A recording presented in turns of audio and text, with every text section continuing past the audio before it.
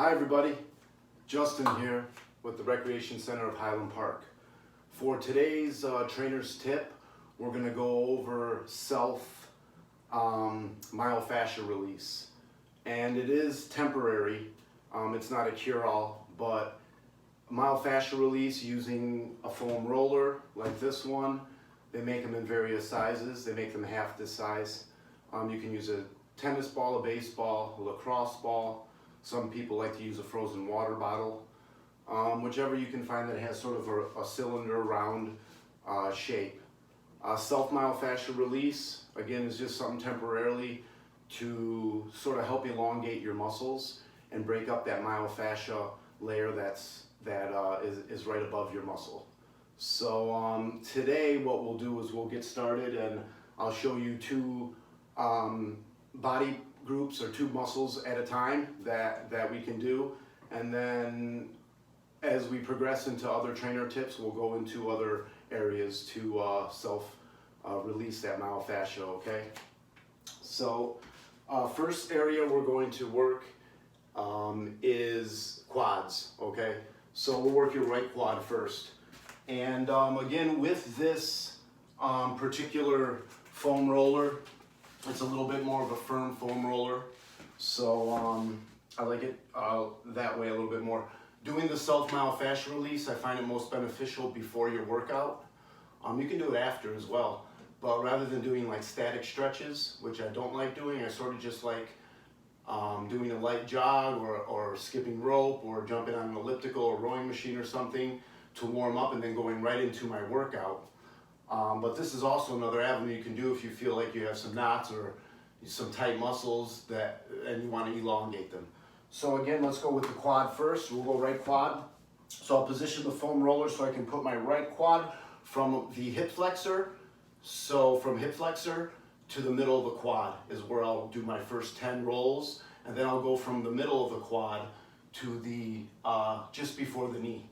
So let's try that.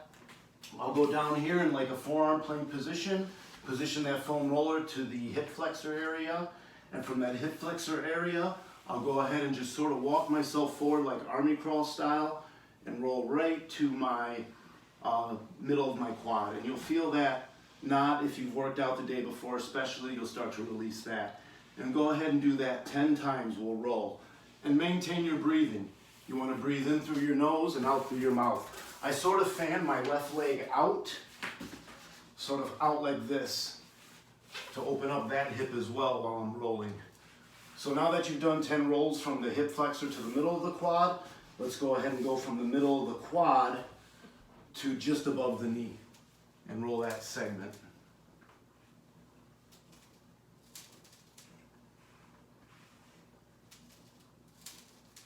Good, now that you've rolled that 10 times, let's go ahead and switch to the other side. Okay, again, we'll switch to the left side now, okay? So now I'm gonna go ahead and position again from my hip flexor to the middle of my left quad, and that's the segment I'll roll first. My right leg is sort of fanned out, opening that hip up as well. And from your forearms, just sort of roll forward and back. From the hip flexor to the middle of the quad. And again, we'll do that 10 times. And now that you've done that 10 times, now we'll roll from the middle of the quad just to above the knee. Again, yes, you are going to roll and stop right before your joint. Again, try to stay clear of rolling over any sort of bone structure.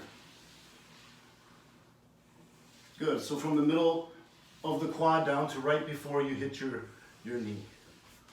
And maintain your breathing in through your nose, out through your mouth. All right, now that you've done both quads, let's go ahead and do the second area, and I like to roll my glute area or my medial glute area. So that's just about 45 degrees off of your hip, all right, just behind on your upper to medial glute area. So to do the right side, cross my right leg over my left in a figure 4 position, and I'm putting a little bit of pressure on this right arm, so be cautious with that. And as I do that, I'm rolling and finding that medial glute area. And that feels really good and gives some relief, especially after you're doing squats or lunges the day before, or running, box jumps, whichever you're doing, kicking, kneeing, whichever. And I'll roll that 10 times as well. And then we'll switch sides. And we'll switch directions here to show you. Again, maintain your breathing in through your nose, out through your mouth. Now we'll cross the right leg in a figure 4 position, leaning towards the right side. And we'll find that medial glute area. And we'll roll that 10 times as well, maintaining your breathing. If you have a problem crossing your leg in this fashion, it's okay. You can modify. You can bring the leg underneath and kind of hook it on by grabbing on with the top of your foot around the underside of your other leg, or you can sort of just leave it free in the air. To get to expose that medial area more, you want to do the figure 4 cross. And again, roll that 10 times. All right, so I hope you find that helpful. Enjoy the rest of your day.